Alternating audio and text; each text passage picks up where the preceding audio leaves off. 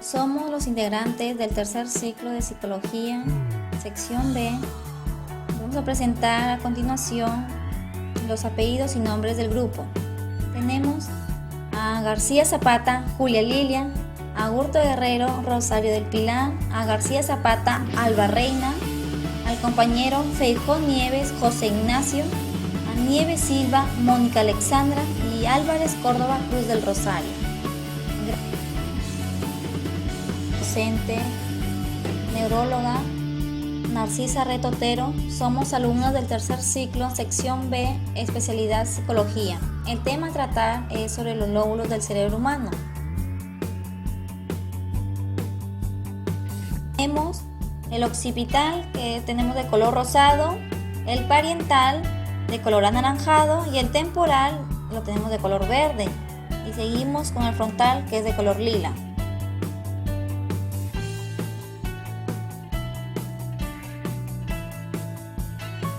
La biografía de Corbijn Brockmann.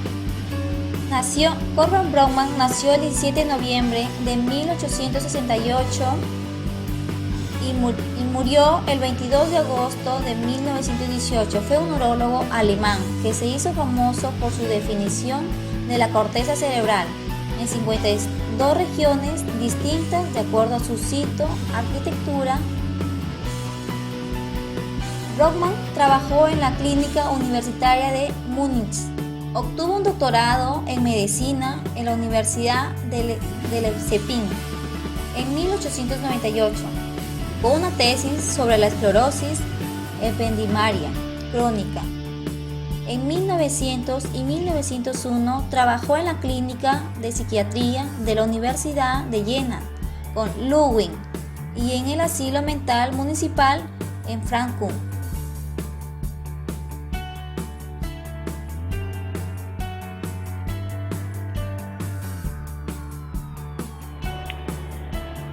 Área motora primaria o área 4.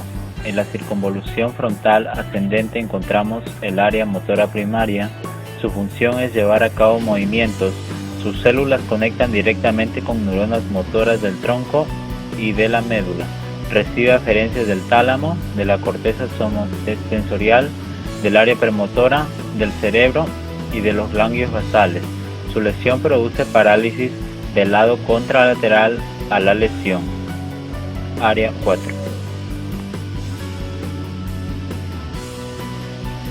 Área motora secundaria. Contiene el área premotora 6 de Brockmann y la parte 8, 44 y 45. También la motora suplementaria 6 y 8 de Brockmann. Interviene en la planificación y programación del movimiento. También participa en el control de movimientos postulares groseros y programa la actividad del área motora primaria. Su lesión produce apraxia o afasia. Las áreas 44 y 45 es una zona de coordinación de movimientos de zona de la cara, laringe, faringe y respiratorio. Se ubica en el lóbulo frontal. Su lesión produce la imposibilidad de decir palabras que desea. Su función es comprender y articular el lenguaje hablado y escrito. Los daños en esta zona pueden producir varios tipos de afasia.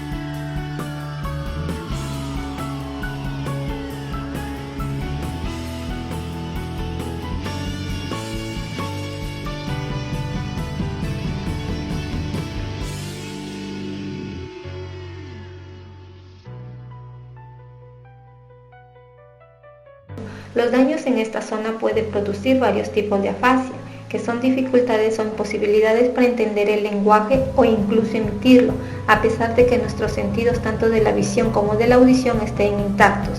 Tipos de afasia. Afasia de Broca o afasia motora mayor designa un síndrome complejo en el cual predomina la insuficiencia de los aspectos motores del lenguaje y de la escritura, acompañado de agramatismo y en algunos casos trastornos de comprensión del lenguaje. Afasia transcortical motora. Este problema parecidos a los de la afasia de Broca. Este tipo de afasia se manifiesta en un déficit en la producción del habla, especialmente en la iniciación y la espontaneidad. Afasia de Wernicke. En estos pacientes, la comprensión del lenguaje puede estar muy deteriorada.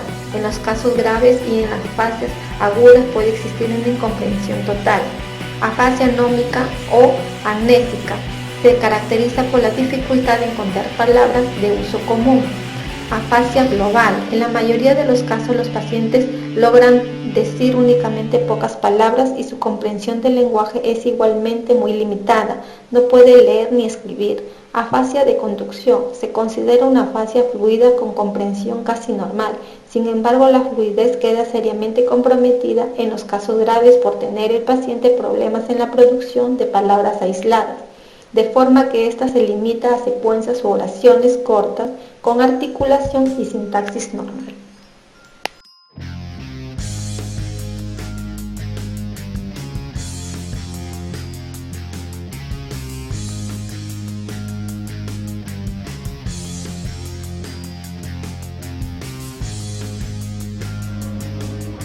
Área visual primaria 17 de Brodmann.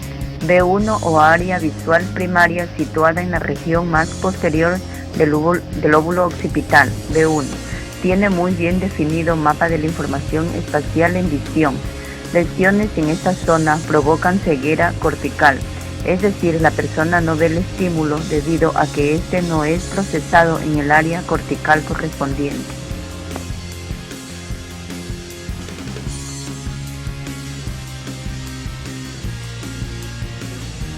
Área visual secundaria 18 de Brodmann o B2.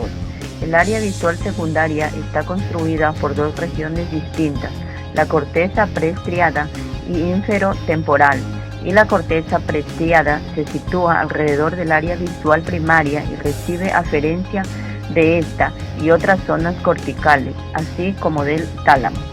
Esta zona se ha relacionado con la memoria y la asociación con experiencias visuales pasadas. En cerebros de rata, eliminando esta capa, se producen deficiencias graves en la memoria visual a largo plazo. La corteza inferotemporal está situada en la zona inferior del lóbulo temporal y la lesión de esta zona produce agnosia, falta de reconocimiento.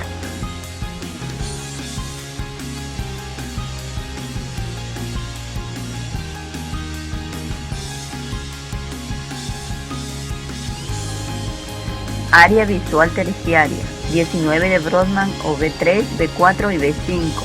Reciben aferencias tanto de B1 como de B2. Las células de B3 son sensibles a la orientación y a la disparidad binocular. B4 participa en el análisis del color y la forma de los estímulos visuales. B5 colabora en la percepción del movimiento.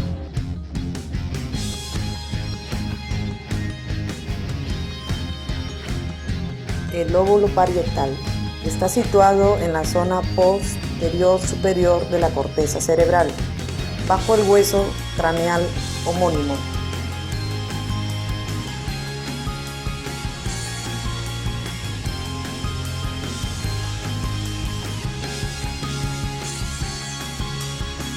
Funciones: memoria, orientación espacial, cálculo, procesamiento somestésico, sentido del gusto, control motor, esquema corporal.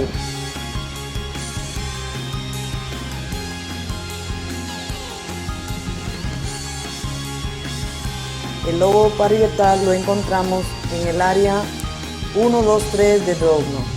Esta se encarga de recibir todas las sensaciones táctiles, articulares y musculares del lado contralateral del cuerpo. Los daños a esta área producirán confusiones en la percepción táctil del individuo, como temperatura, presión, dolor y tacto.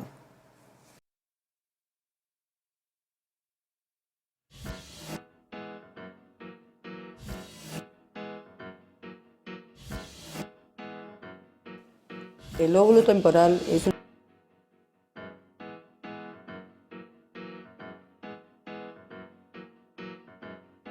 áreas de Brodmann que se localizan en este lóbulo son áreas de Wernicke 39 y 40. Localización: se encuentra en los giros supramarginal y angular. Función: es importante para comprensión de palabras y la producción de discursos significativos.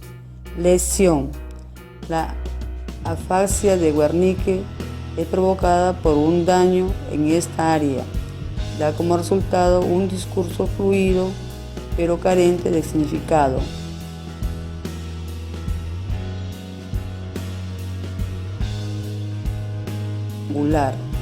Función. En esta área se produce la integración de la información, lo que permite la percepción de la forma, textura, tamaño y la identificación de un objeto al tocarlo con las manos. Lesión. Las lesiones del área 40 produce agnosia táctil, imposibilidad de reconocer un objeto con el tacto.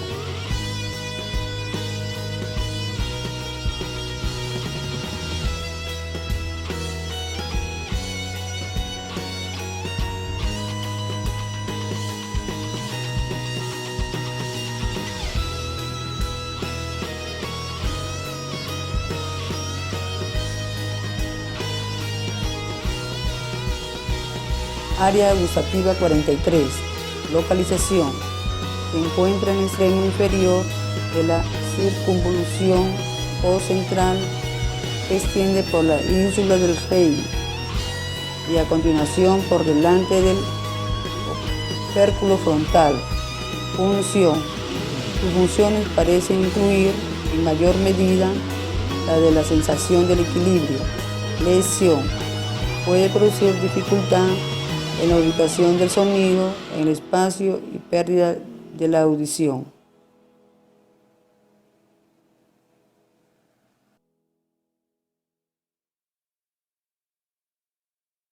Conclusiones de los 4 lóbulos del cerebro humano. En el primer paso tenemos el lóbulo occipital, que es de color rosado. En el lóbulo occipital reside la corteza visual y por lo tanto está implicado en nuestra capacidad para ver e interpretar lo que vemos. Tenemos el segundo lóbulo parietal, que es de color anaranjado. El lóbulo parietal tiene un importante papel en el procesamiento de la información sensorial procedente de varias partes del cuerpo, el conocimiento de los números y sus relaciones y en la manipulación.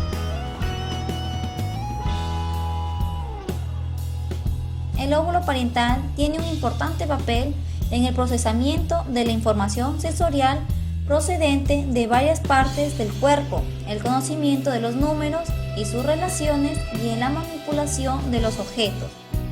En tercer paso tenemos el lóbulo temporal, que lo tenemos de color verde. Las principales funciones que residen en el lóbulo temporal tienen que ver con la memoria. El lóbulo temporal dominante está explicando en el recuerdo de palabras y nombres de los objetos. El lóbulo temporal no dominante, por el contrario, está implicado de nuestra memoria visual como caras e imágenes. Y por último tenemos el lóbulo frontal, que es muy importante, que tenemos de color lila. El lóbulo frontal se relaciona con el control de los impulsos, el juicio, la producción del lenguaje, la memoria funcional, el trabajo de corto plazo, funciones motoras, comportamiento sexual, socialización y espontaneidad. Los lóbulos frontales asisten en la planificación, coordinación, control y ejecución de las conductas.